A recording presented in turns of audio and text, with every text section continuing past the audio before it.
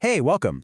So today, we're going to dig into a really powerful idea from Jim Collins' classic book, Good to Great. We're going to explore how facing the hard, uncomfortable truths of your reality isn't about being negative. It's actually the secret to building this incredible, resilient hope, one that's actually based in reality and leads to real success. All right, let's just jump right in with this core idea. The whole concept is pretty simple. Good decisions just don't come from wishful thinking. They come from a really clear-eyed, honest look at what's really going on. And here's the crazy part. Once you really see the situation for what it is, the right moves, well, they almost become obvious. Okay, so to really get a feel for this, let's rewind the clock and look at a moment in history where a leader had to face some of the most unimaginable facts imaginable. To picture this, it's the early 1940s. Europe is literally collapsing, and Britain is standing pretty much all alone.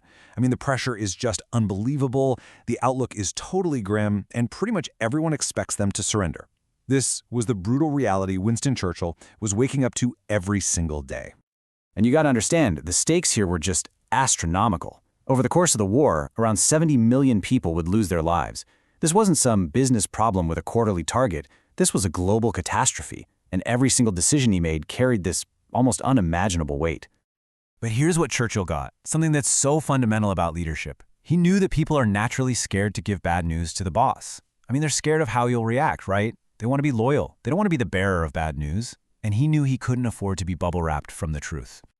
So what did he do? He came up with this brilliant workaround. He created something called the Statistical Office, a special unit that reported directly to him, totally bypassing the normal chain of command. Think of it like the 1940s version of a CEO insisting on seeing the raw, unfiltered data dashboard. Its only job was to give him the stone-cold, brutal facts, so he was never insulated from reality, no matter how grim it got. You see, what Churchill did there, it's a perfect example of this super powerful mental model that great leaders and great companies use. It's a concept that captures this weirdly contradictory idea of having total faith while staring at the cold, hard facts. It's called the Stockdale Paradox, and it's named after Admiral Jim Stockdale, an American officer who was a prisoner of war in Vietnam for over 7 years. And he noticed something really grim. The guys who were pure optimists, the ones always saying, "Oh, we'll be out by Christmas," they were the first ones to die of a broken heart when Christmas would come and go. The ones who survived were the ones who held two ideas at once: absolute faith that they would get out someday, combined with a brutally honest acceptance of how terrible their day-to-day reality was. And that's the whole point, right? You need both sides of this coin. Having faith without the facts, that's just delusion. It's magical thinking. But having just the facts without any faith, that leads to despair, where the reality is just so heavy that you give up. Greatness lives in that tough spot right in the middle.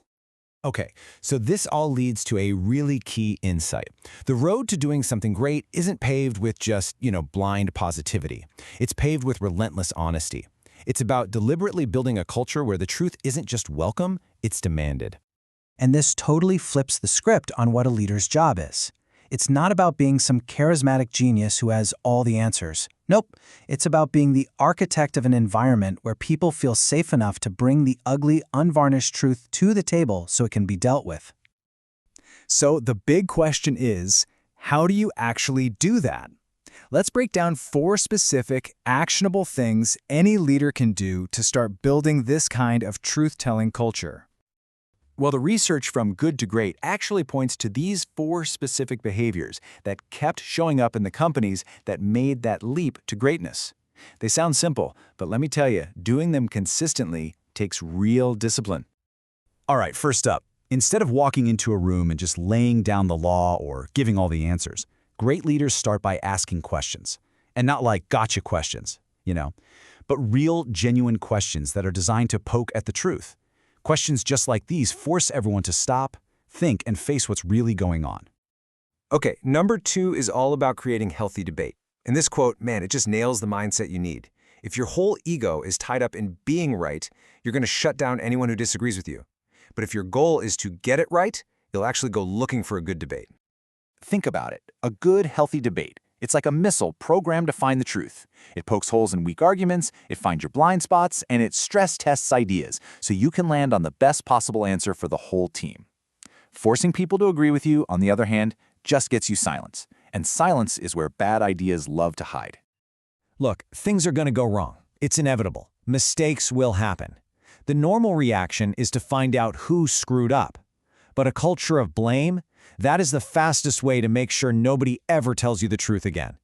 The real goal isn't to find someone to blame, it's to find the lesson. So instead of asking, all right, who's to blame here, you start asking these kinds of blameless questions. What did we miss? Where did our system fail? It's a simple change, but it turns a finger-pointing session into a powerful learning moment. And that's how you make sure it doesn't happen again.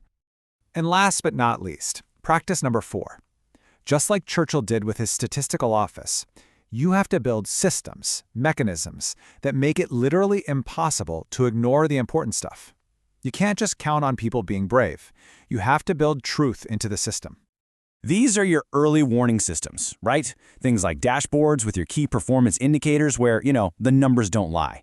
Regular audits. And probably the most important one, direct, unfiltered feedback from your customers or your students. These things turn fuzzy feelings into hard data that you just can't ignore.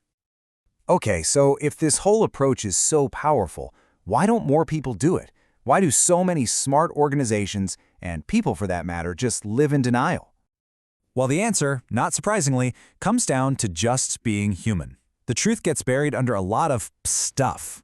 Fear of how the boss is going to react, fragile egos that just can't take bad news, office politics, or sometimes it's just that powerful, simple desire to avoid an awkward conversation. Building a truth culture means actively fighting against all these natural instincts. All right, let's bring this all back home, because this isn't just some big picture theory for CEOs and prime ministers. This is a real, practical discipline for anyone trying to get something meaningful done. Just take a look at some of these examples. Every organization has brutal facts it might be trying to ignore. For a business, maybe it's finally admitting that your main product, it's just not that special anymore.